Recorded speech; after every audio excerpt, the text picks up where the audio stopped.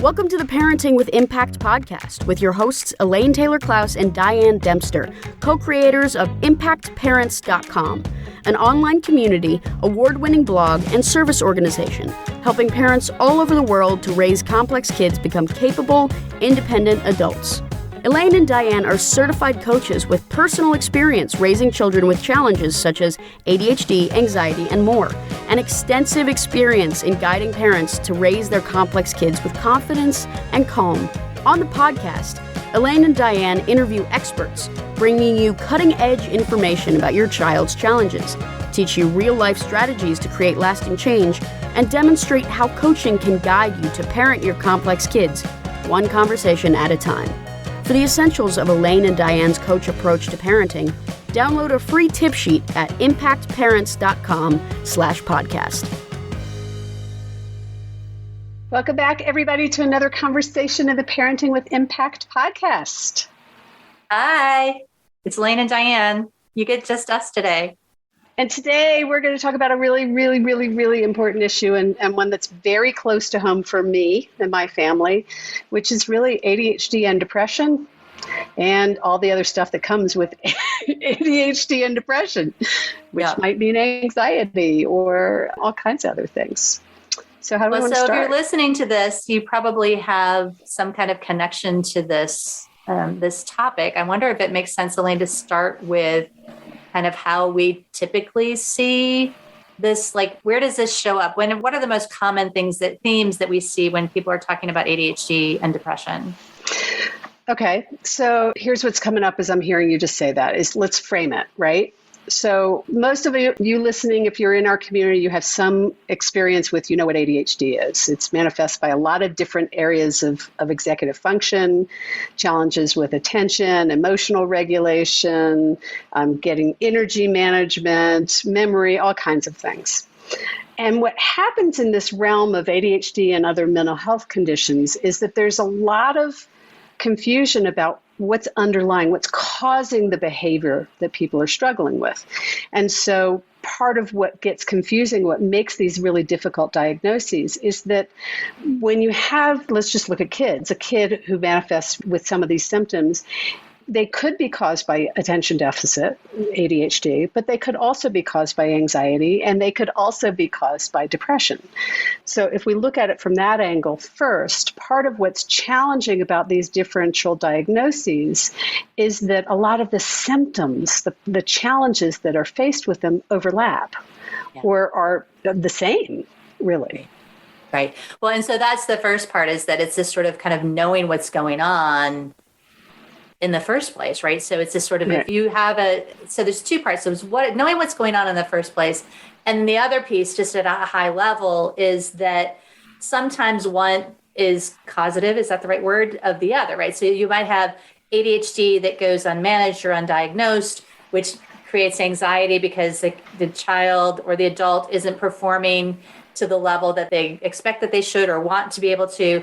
And that can create anxiety that can even go further than that. So talk about that a little bit. Well, and so the way I've always said it very succinctly is if you can't get yourself to do what the world expects you to do, whether you're a kid or an adult, and ADHD means I'm not able to execute on the things that I would like to be able to do, it's going to make you anxious. And over time, that anxiety is going to lead to depression if you don't manage that.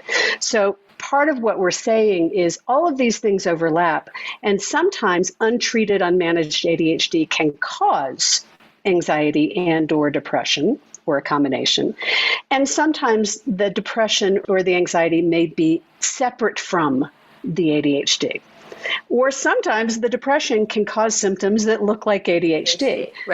Right. So it's understanding. This is why we often talk about, we have to understand, on the one hand, the diagnosis matters a lot when it comes to medication treatment.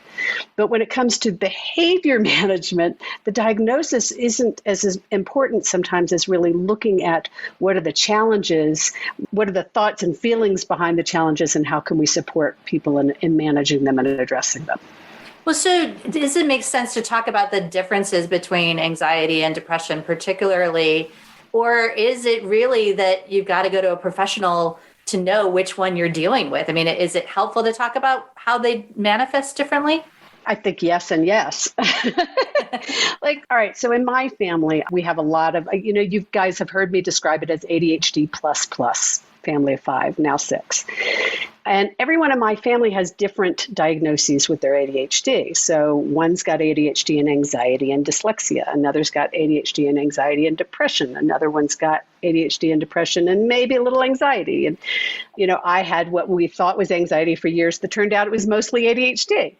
And so, again, these things, they often travel together. And so from a medication perspective, if you're trying to treat with medication, it really does make a big difference what the underlying cause is or what issue you're trying to treat medically. And so you might start with a general practitioner with that. And if it's complicated or you've got a lot of coexisting conditions, you may benefit from being with a specialist, whether it's a psychiatrist or a practitioner who specializes in these more complex cases. I might actually say that a little bit stronger and I know that there are plenty of amazing primary care physicians out there. And if you have a child who's struggling with both anxiety and ADHD, or you're noticing anxiety, struggling with anxiety, you really want somebody who can help you figure out who's on first and which is on first, because there's a clear distinction in terms of kid specific, almost in terms of how to treat it, particularly if you're looking at medication. And so for sure. I mean, when I think about the years when, and I guess I qualify it, Diane, because not everybody has a specialist available to them. That's true. And so that's where, if you can go to the specialist and you've got a complex condition situation, then you really want to do that. But what you're pointing to, I think, is really important. So right now we're talking about medical treatment. In a little while, we're going to talk about some other stuff, right? So, but right now we're talking about medical treatment. And I remember, having this conversation with one of my kids' psychiatrists about, okay, right now the lead issue is the anxiety. So we're going to try to help manage the anxiety first, because that's kind of compounding everything else.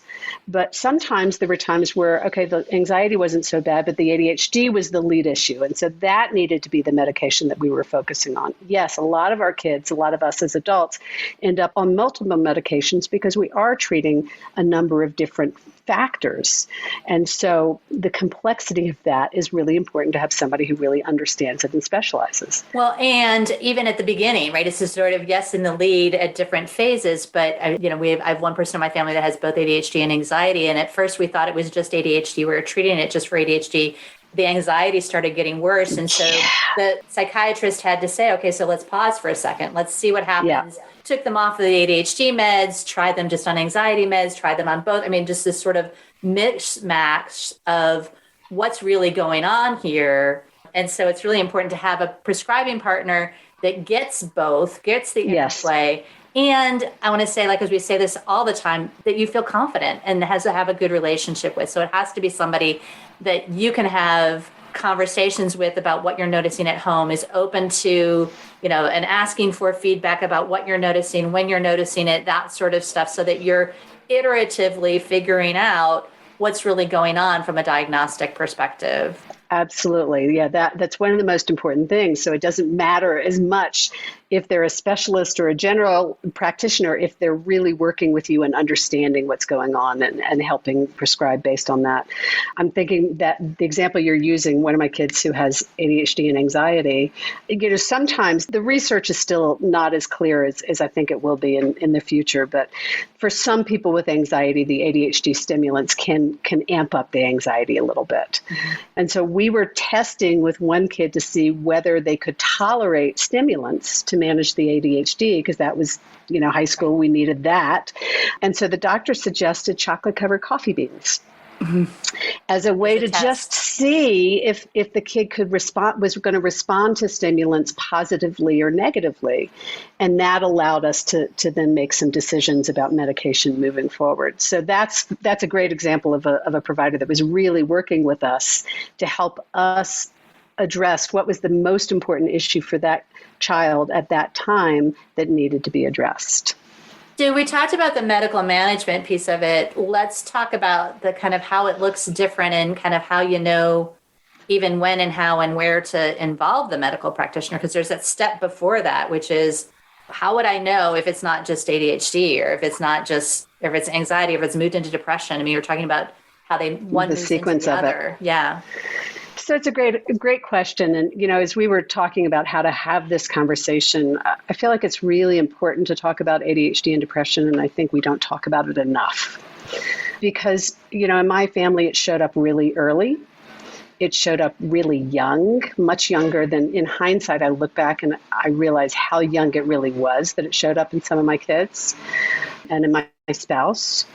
And the thing about depression is that it's not about being sad or feeling sad, but it's about still feeling bad or sad or hopeless or whatever that feeling is, even when things are good around you, even when you have love and positivity. It's sort of being in that space and just feeling listless or lost or hopeless or pointless or whatever that feeling is, even when there's no reason to. So, we want to talk about the difference between chronic depression, which is kind of a lifelong living with a mind that's challenged with depression, a mental illness of depression, and acute or situational depression, which is caused by something. And that could go on for months, and that could still need support to manage the depression, but it's a different kind of depression. When I get depressed because something happened that pushes me in that direction, whether it's unmanaged ADHD or, the loss of a family member or, something, they both need to be managed, but it's a different kind of depression than a chronic depression. What's coming up? I see your face. Yeah, no, the face I was making was I was thinking about the phrase you said, because it's like this sort of without an apparent reason to. And I think that one of the things that I want to put a plug in here for is, as parents, a lot of times our kids so internalize what's going on for them. They may be completely stressed out about something that's going on at school or in a relationship or whatever else. They may not be saying anything to you about it. And so to you, you're like, well, this kid has no reason to be so listless or lethargic, right? It's this sort of, so that's one piece of it, is this sort of keeping the channels of communication open as much as you can, creating an environment where they can tell you as much as they can.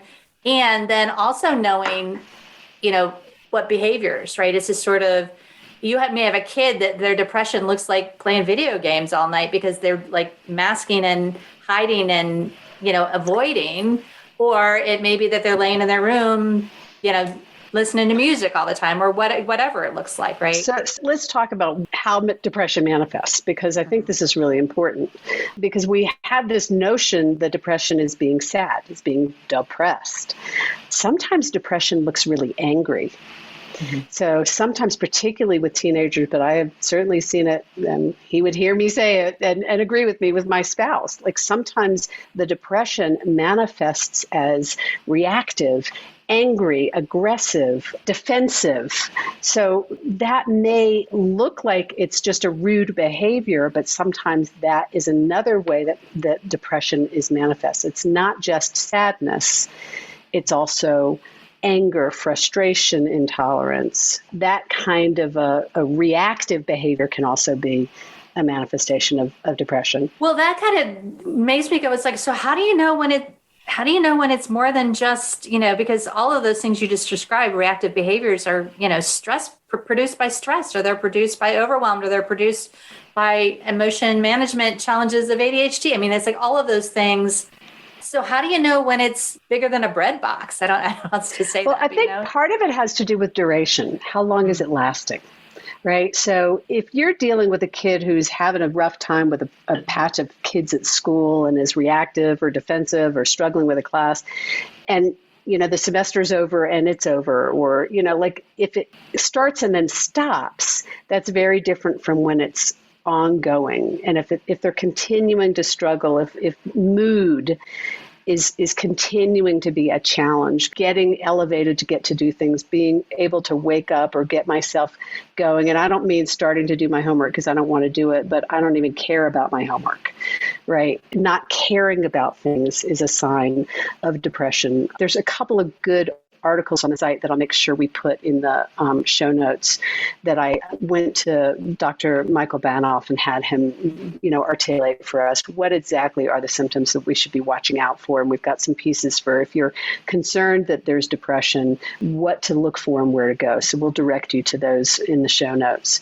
But some of the things are, if people stop being interested in things that they were interested before, so their behaviors change, that could be a sign that there's depression coming on. If their friends change dramatically, that can be a sign that there's something going on. That can also be a sign. That could be a lot of things, especially in middle school and high school. Right. So that every time a kid changes friends, that doesn't mean it's depression.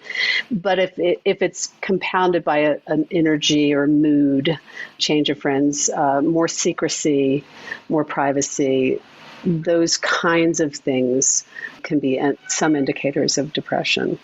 When we've got, particularly with not just girls, actually nowadays, more girls and boys, I guess, with all kids, issues around body dysmorphia, concern if a kid's looking too skinny or too fat, or feeling like they're looking too skinny or too fat, or talking about it a lot, or avoiding food. Eating disorders are a symptom of both depression and anxiety, and something to watch out for.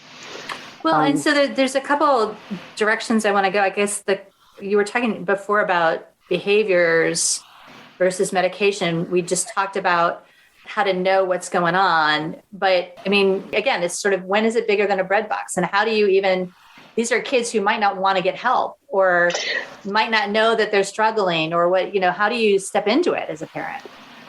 So before we answer that, because it's a great question, what I want to go is say, so we've talked about body issues and eating disorders. We haven't really talked about suicidal ideation. And I think that's really important to talk about, is kids who are feeling so hopeless that they don't feel that there's a reason to live, whether they are expressing it to you or expressing it to friends, or whether they have considered whether they might want to take their life or not. It is significantly more common than people realize, suicidal ideation. And it's something to be taken really seriously, whether you've got, and I've heard it from parents of kids as young as 8 and 9 years old, more common in teenagers, of course. But when there's a sense of hopelessness, it can lead to all kinds of dangerous and risk-taking behaviors, whether it's cutting, suicidal ideation, or suicide attempts or thoughts, eating disorders, aggressive behavior, bullying. It can happen from being bullied. So lot of these things. Go ahead. Well, and I was just going to say, those don't all mean that your kid is depressed or feeling suicidal. You may have a kid who's cutting and they may not at all be suicidal, or you may have, all of these things. Again, it's just sort of, you're looking for signals to try to find a way to dig deeper, and not coming to a conclusion based on a behavior is kind of what I'm getting. Is that fair? Yeah, that's great. And, and then to go to the question you were just starting to ask for us to play with is, I think what's most important is communication and relationship. Like, how do we know? We know by being in relationship with our kids, by staying connected to them, by keeping an openness in the family.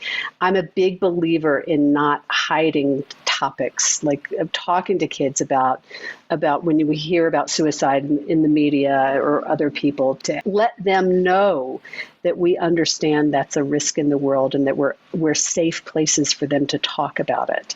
And, a lot of people are afraid to bring it up because you don't want to give them the idea. Trust me, you're not the one giving them the idea. But if you give them a safe place to talk about it, a place like, I have a kid who struggled with severe depression, and part of the reason I know that person is alive now as a young adult is because we had some very direct conversations about, when this is happening, will you agree to talk to me about it? Will you agree to seek help? We were very overt about it. And my husband struggled a lot with depression. He was very direct and had direct conversations with the kids, so that there was not only kind of a direct safety plan, which is, this is what I'll agree to do if I'm feeling or thinking this way, but there was an environment that made it okay to say, I'm not feeling safe right now. I need some help. Well, and I think this brings up one of the big challenges in this world. If you've got a kid with depression, anxiety, whichever, both, is a lot of times as a parent, you feel like you're like almost walking on eggshells, or you don't want to push too hard, or you don't want to, it's this sort of, let's talk about that a minute, because it's so important to have these agreements in place. I've used the term safety agreement with some of my parents who have kids who have suicidal challenges and tendencies. I think the question is, how do you push enough, but not feel like you're, oh my gosh, I'm going to say something to this kid and I'm going to push him over the deep end. I mean, that's a scary thing that happens a lot for us as parents. So we're talking about walking on eggshells and, the importance of creating an environment that allows us to have an open conversation with our kids. And as I say, there's a lot of articles on the website. We'll pull some stuff for the show notes. I think what's important for this part of the conversation, Diane, is, when parents feel like we're walking on eggshells, we need to assess when we're walking on eggshells because we don't want to deal with the explosion or the behavior, or are we walking on eggshells because we're afraid of pushing them over a ledge? Yeah, they are very different. And as you're talking about that, we're talking about, so let's go back to the fact that we're talking about ADHD and depression and anxiety, or ADHD and depression particularly. Right. And what I hear a lot is, parents who have kids with ADHD, executive function challenges, they're trying to challenge their kids to be more independent or to do more or to take more responsibility or to whatever it is. And when depression or anxiety shows up, all of a sudden it's this sort of, oh my gosh, I don't want to push my kid because I'm afraid that something they might cut, or I'm afraid that they've had suicidal ideation, that I might trigger a suicidal episode. I mean, all those sorts of things come up, and it may not have anything to do with the depression or the anxiety, but it has to do with their challenges with ADHD. And so how do we help parents to hold their kids accountable as much as they can, stretch their kids? We always talk about meeting them where they are and raising the bar from there. What does raising the bar look like when you've got a kid who's struggling with depression and anxiety? Well, and there are so many places we could go with this. One of the things is to remember that when we're dealing with executive function issues, with ADHD, we're dealing with executive function issues. When we're dealing with depression and or anxiety, we're dealing with mood issues. And so, you're not going to manage ADHD by sending a kid to a therapist, but you are going to manage anxiety and depression by engaging in therapy if you can invite a kid to the conversation. And the word that came up for me as you were asking that question, Diane, was invitation, was to keep inviting our kids to be part of the problem solving and part of their own success and solution. And for some of our kids, their success may not be getting through a class. For some of them, their success may be getting up and going to school that day. Mm-hmm. And so really, as you say, meeting them where they are and understanding, showing them that we understand with compassionate how hard it is for them, whatever it is, allows them to trust us to work with them to try to raise the bar. And for some of them, if they're really dealing with depression, what's important may not be raising the bar to achieve something. It may be helping them just figure out how to get through day by day and navigate depression, which is very different from achieving in school. Right? Well, yeah, it is. And I mean, the phrase baby steps pops in. And the other part of this is that a lot of times these kids don't want to get help. So even finding a way to hold them accountable to going to a therapist. I mean, I've got a client right now who, they got them into the car and then the kid's like, I am not going in, right? It's just sort of, they're like, nope, that's it. That's all of it, right? And it's just sort of, and getting them into the car and getting them to go was the baby step. And so maybe next time you try to go a little bit further, but we're talking about that fine line between finding a place to hold our kids accountable, but doing it in a way that feels like we're honoring their struggles. And I think maybe we could model some of the language here, Elaine, because I think that's the hard piece is this sort of, I get how hard this is for you, and it's not okay to do nothing. We've got to figure out what action is realistic and try for something. And I don't want to push you too hard. And I can't in good conscience sit here and watch you slowly, crash is kind of what the language that is coming up for me. Where do you go with that? I think you have to be careful because I think that language could work better with anxiety and not so well with depression. Yeah. Right. And so it's about meeting them where they are and inviting them to be in a collaborative conversation with you about managing it at all. Yeah. And some days managing it is you got up and you ate breakfast today. Awesome. Well done. Right. And some days, but what you started with that I think is so important is to acknowledge what their experience is. We teach a strategy called ACE, right? And it's a great one for us to link to. Acknowledge their experience with compassion. I get that this is hard for you. I can't imagine what it must feel like to be where you are right now dealing with what you're dealing with. And I'm so sorry you're dealing with it. And I'm here with you, and I'm going to support you through it however I can, in whatever way I can. And I am confident we're going to help you through this, and you're going to achieve. There's going to be a bright on the other side. And, I'm going to be with you through the darkness to get to that brightness. I recently had been on a trip, and I came back and I saw my husband, and he was starting to feel some depression. And, one of the things that I said to him was, that the thing that we know is that it does always get better. It takes some time to get better, but it always gets better. The challenge with kids with depression is they don't have enough experience yet to know that. And to be able to really trust that. And so sometimes we have to know it for them until they're ready to know it for themselves. So to say the language like that may be something like, I get this is really hard, and I know you don't, it might even be hard for you to believe you're not always going to feel this way. And I know that you're not, because I know either you've done it before or I've seen other people get through it. And it's okay if you don't even believe that yet. I'm going to believe that for you and hold that for you and support you in getting there. So there's something really about deeply acknowledging their experience with compassion that I think is so important for them. And it's often missed because we kind of get a diagnosis and we go, okay, let's fix this. Let's take care of it. And depression is the kind of diagnosis that you really have to slowly glide into and glide out of. It's not a fix. It's a shift, if that makes sense. Well, yeah, it feels like there's this layer of trust that you have to build, right? This is sort of in rapport and this sort of, I really get it. And then I guess the next question is, it's like you do want to challenge them to do something, even if it's just getting up in the morning. I mean, what does that language sound like that feels inspiring and not pressuring, right? I think the point, and I go back to that term invitation, is you want to invite them to what's one thing that you can envision. So this is when it's really important for us not to give them the solution. You just need to get up and go to school. You just need to eat your breakfast. You just need to pray, is to really invite them to what's one thing you can imagine that you might try to do or set a goal to do tomorrow. What's one thing that you want to try to commit to? If we go back to, we always do well when we ask for kids, what's in it for you? What's the value to you? What's important to you? And so helping them identify, as my kid will often say, I'm out of spoons today, Mom, I'm done. I've got no more spoons to give. Yeah. And so acknowledging when they're out of spoons, like, okay, what replenishes that spoon drawer for you? And to help them identify it instead of giving them the solutions.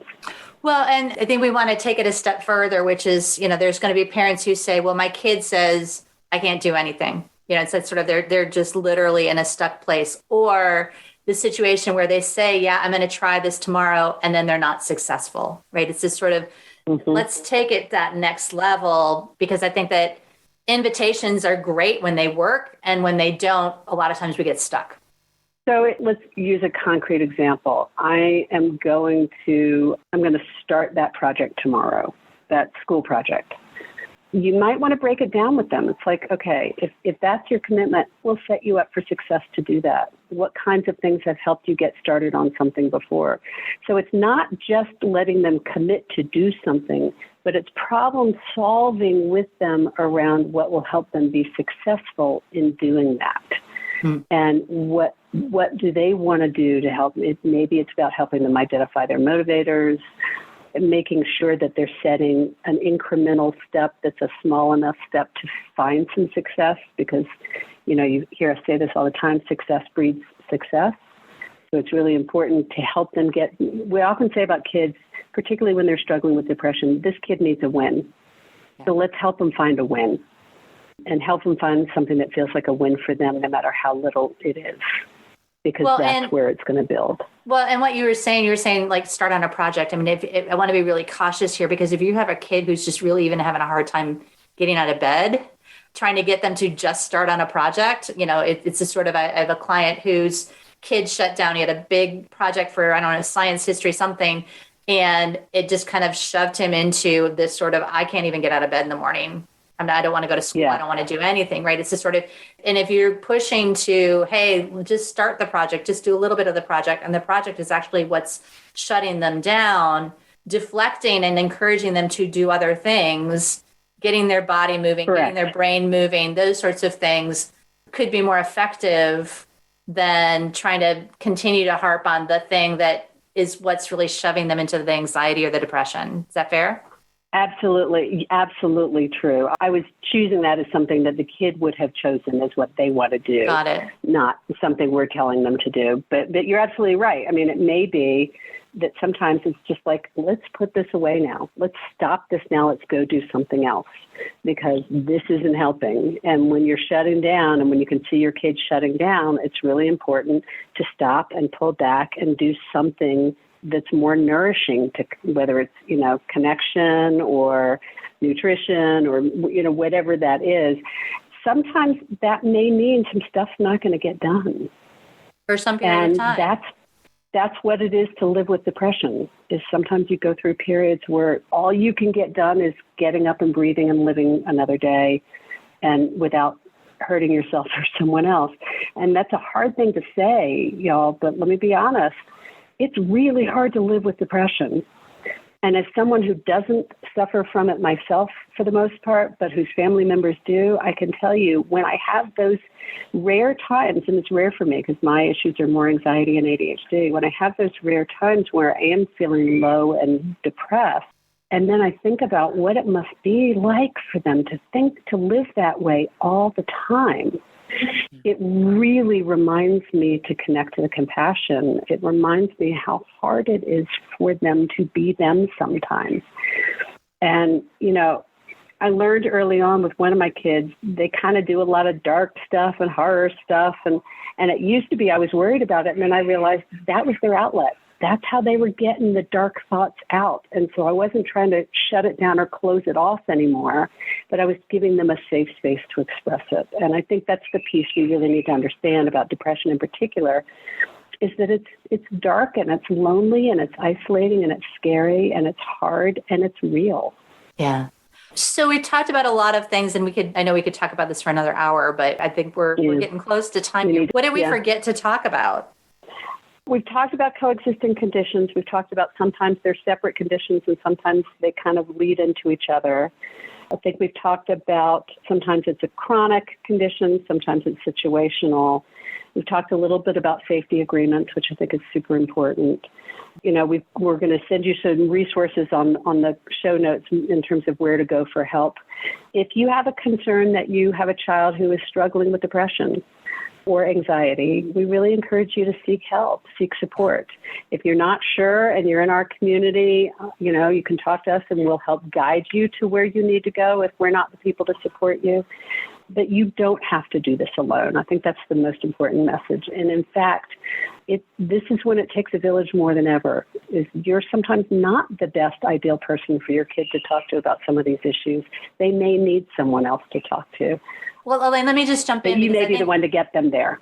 Yeah, no, so there's two parts of this, right? So there is absolutely getting help for your kid, and it may not be you that is the best one suited for that. And this is hard stuff. And so parent, you get help for you, because this is the place where it's this sort of sticky point of, I don't want to push. I do want to push. I'm scared. I mean, this is scary stuff when you're observing someone in this state, and don't do it alone, and get help from you that may be independent from help from your kid, but is really just focused on supporting you through this journey because it's hard. Yeah. And I think that what I'll say about what we offer with the coach approach is a framework for you to understand it better and learn how to understand your kid. And in it, you may figure out this is a way to support you through it, or you may figure out that what you need is a different kind of support for yourself, and you might need some therapy for yourself. And we'll help you with that, because there is a big difference between therapy and coaching, and they both have a really valuable role to play. But it's really important to know when you need what, or sometimes you need both. Yeah. So, and what each of them achieves. support for yourself can look like a lot of different things. And if you have a question and you're not clear, we're happy to kind of help guide you in that. What else, Di? I think that's good. This is a hard topic. And again, there's so much here. Go back and listen again because you'll get more the second time you listen. And we appreciate that you're here. We appreciate what you're doing for yourself, for your kids. At the end of the day, it makes the difference. Absolutely. We'll see you on the next one, y'all. You've been listening to the Parenting with Impact podcast with Elaine and Diane. For more information on the Impact Parents community or to join Sanity School for Parents, please visit impactparents.com. If you like what you've heard, please share this podcast with friends who need similar guidance and subscribe wherever you listen to podcasts.